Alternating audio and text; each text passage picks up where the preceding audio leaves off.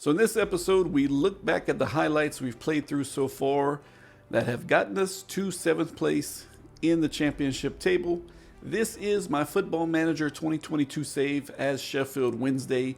If this is the first time you're here, click this Start Here card so you can follow where we started in Norway, in Tromsø. We were fired, and then now we're in Sheffield Wednesday.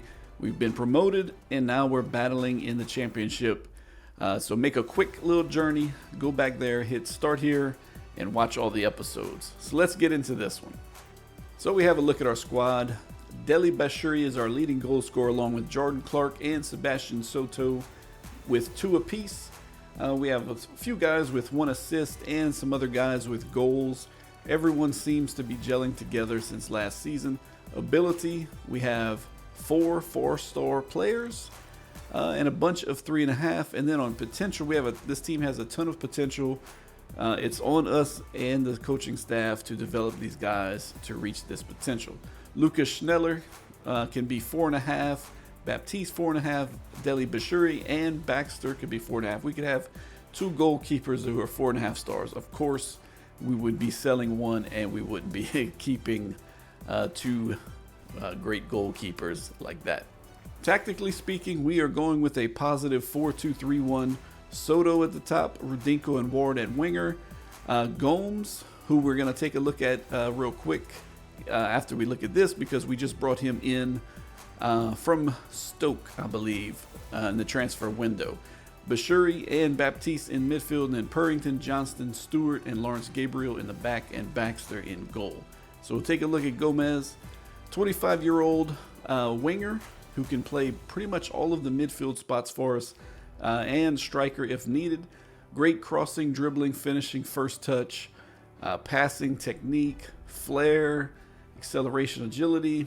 He has all the stats I'm looking for my wingers. And so far we've gotten great play from the wing positions for us. And the fact that he can play in that attacking playmaker spot in the middle, attacking mid-center, is just a plus, a little cherry on the top for me. A quick look at our medical center. You see Jordan Clark is out with a sports hernia for another 4 to 5 weeks. That was a big loss. So that's part of the reason we brought in Gomez to fill that void. And then Diaye is out with a tight groin, but only for 1 to 2 days. So he'll miss our next match against Derby County. And then we expect to see him back at training basically immediately after that. So let's jump into the highlights of the matches we've played, and then we'll see what we're going to be doing going forward for our next episode. Sheffield Wednesday favorites for Wrexham clash. We take on Wrexham in the Carabao Cup at the Racecourse ground. The odds are firmly stacked against Welsh sleeping giants Wrexham in what should prove a difficult home encounter against English team Sheffield Wednesday, according to The Athletic.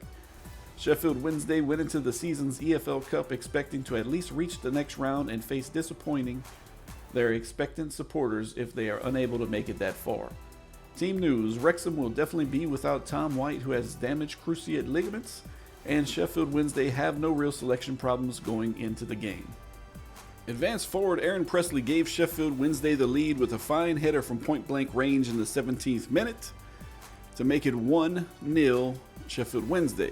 And then Ward, playing as a right winger, doubled Sheffield Wednesday's lead with a place shot which hit the inside of the post before crossing the line on 25 minutes. And then Deli scored with a place shot in the bottom corner in the 33rd minute to extend the lead further. Deli added his 2nd goal of the game with an accurate finish from inside the penalty area, which went off the post in the 41st minute. So a big victory for us, to another advancement into the playoffs, and good work all around from the guys. So the next match takes us at home at Hillsborough to take on Plymouth. Newly promoted Sheffield Wednesday's home advantage gives them the edge in what should be a close encounter against Plymouth, according to The Athletic. Popular head coach MF and FMer joined Sheffield Wednesday in June of 2022 and has been in charge for 2 years. Sheffield Wednesday will be looking for a win to consolidate their ambitions of a solid and dependable campaign. Talkative head coach Ryan Lowe joined Plymouth in June of 2019 and has been in charge for 5 years. Plymouth are looking for a win to mark out their credentials of avoiding a relegation struggle this season.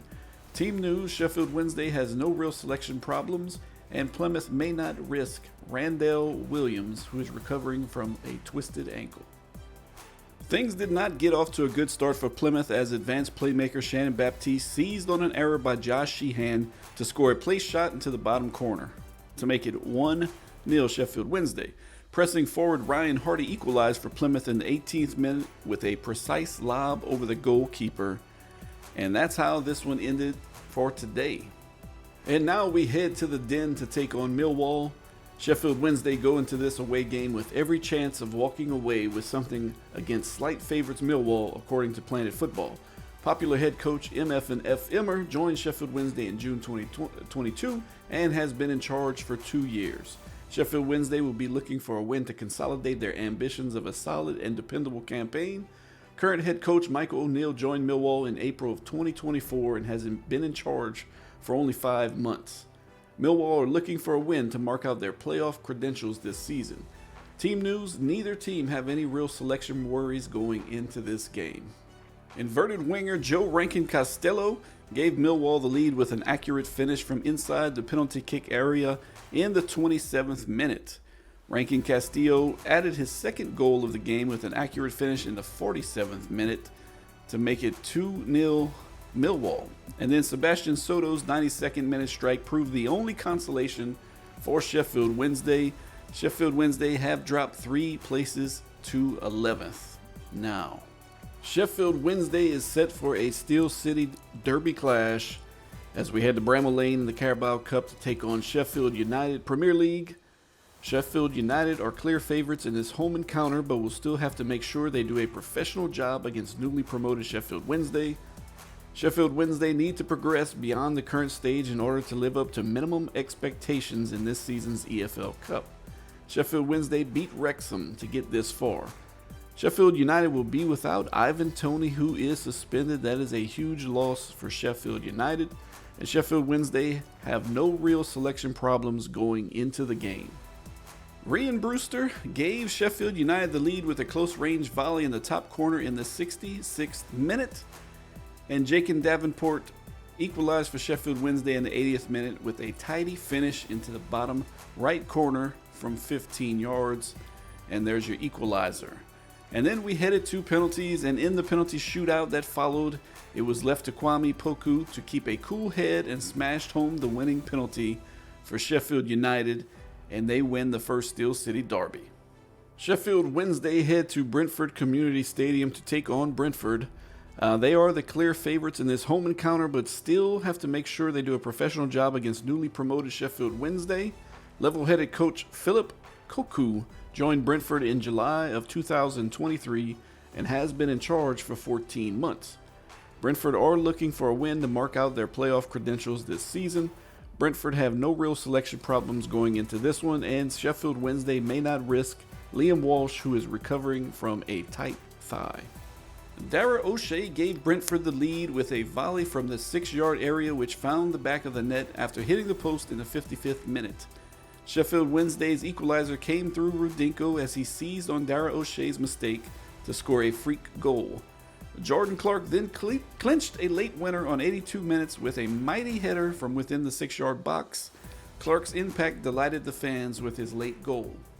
Well guys, if you enjoyed this episode, please tap that like button to help support the channel. I greatly appreciate all you guys watching and supporting and clicking like, and leave some comments below. Let me know who you playing in your football manager career. I would love to know how it's going for you. So if you want to catch all of our episodes, past, present, and future, hit that subscribe button. And until next episode, you guys take care.